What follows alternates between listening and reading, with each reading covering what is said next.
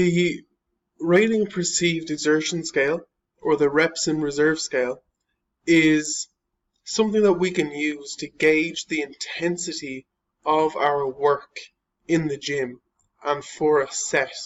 So the intensity being relative intensity relative to how much effort it is that we are experiencing, or how much effort it is that we are putting into the set.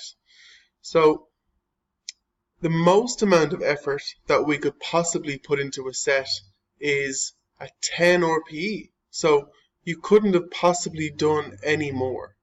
Now, a lot of us will have experienced that in the gym, where we try to lift the weight, and we try, but we actually just can't complete the movement.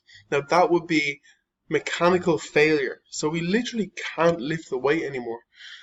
And a lot of us feel as though that's the point that we need to get to on every exercise in the gym. And that's not true.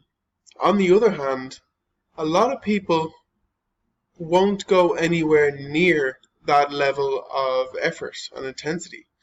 In fact, they are simply not working hard enough every time they step foot in the gym. So, what we have is this scale here to help us gauge our level of effort. We don't need to go to failure every time we're in the gym. The research is pretty clear that, okay, you can do some of your work to failure, and that's fine, but you can do most of your work a few reps shy of failure. So anchoring everything to the maximum amount of effort that you can possibly put in and working down from that point means that we have a few reps shy of failure and a range that we can accumulate most of our work in, which means we can limit the amount of fatigue that we accumulate over a session, but also over sessions and the week and subsequent weeks. So it allows us to limit the accumulation of fatigue, not only acutely, but over time.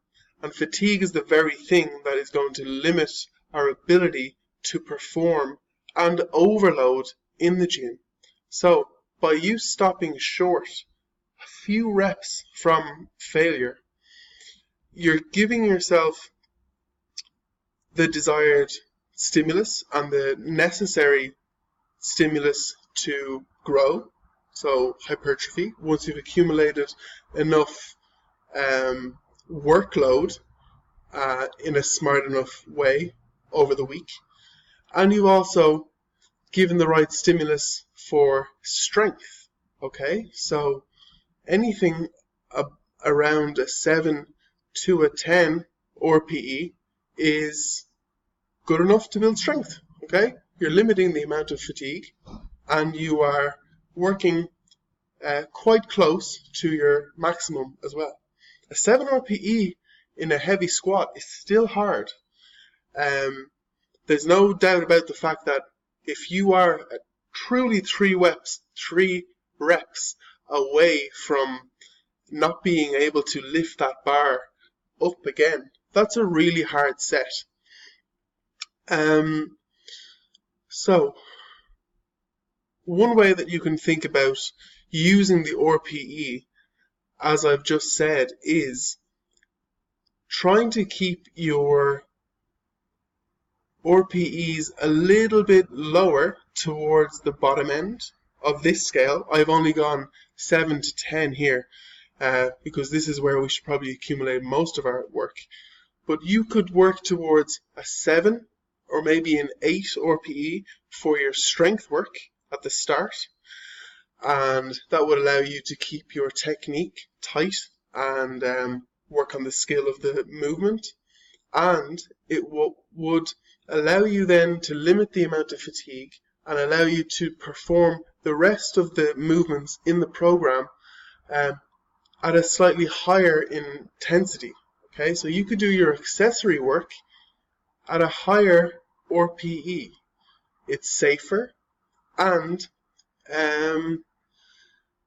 you can really accumulate a good few more sets, so more volume, driving more stimulus over smaller muscle groups that will recover a little bit faster as well, usually. So the amount of total fatigue that you can accumulate in your accessories is going to be less than it would be for a big movement like a squat, deadlift.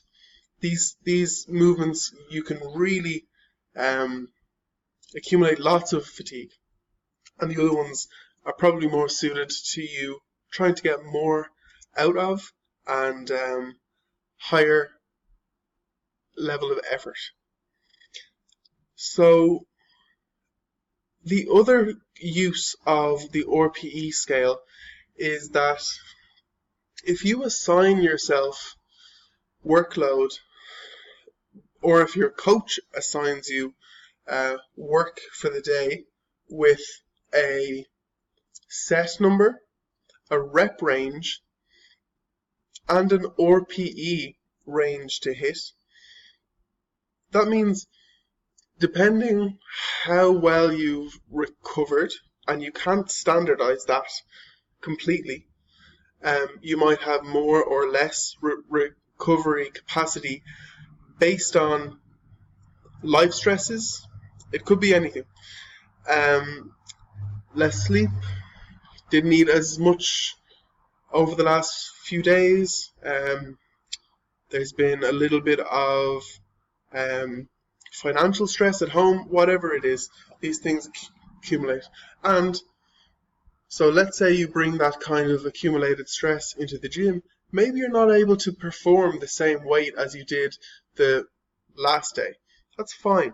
You're just going to work to the same RPE, and you're still going to get the desired outcome, and you're not layering on added stress to a system that is already trying to cope. Okay, it's already limited in its preparedness. So what you can do is, if you've got a rep range that is 10 to 15 reps, or let's go lower than that, let's go 6 to 10 reps, more on the strength end. If you have a range of 6 to 10 and you have an RPE of 7 to 8, that means that there's a little bit of wiggle room. You can take last week's weight and just work towards the bottom end of the rep range. You can still lift that weight. You're a couple of reps shy of where you were last week. That's cool. You're still doing really good work there. And if not, well, then you can lower the weight to match the RPE. So you can either lower the reps or lower the weight and still get the desired stimulus because you're matching the level of effort. Okay? And that brings me on to the case for looking forward and looking a little bit broader with your training.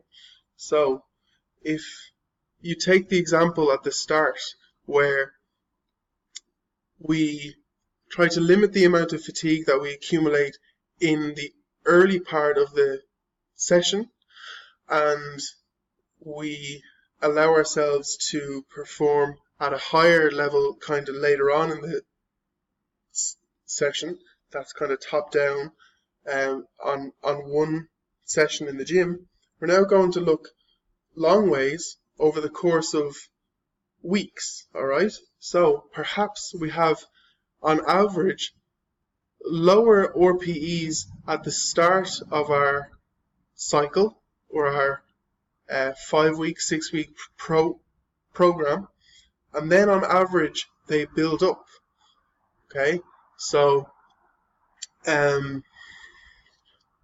by leaving ourselves a little bit more room we have some more potential to perform and to adapt over time. And that's key. So that kind of wraps up the RPE scale in 10 minutes. There is more to say on the RPE scale and reps in reserve, but I think that this is quite good for the time, and thank you.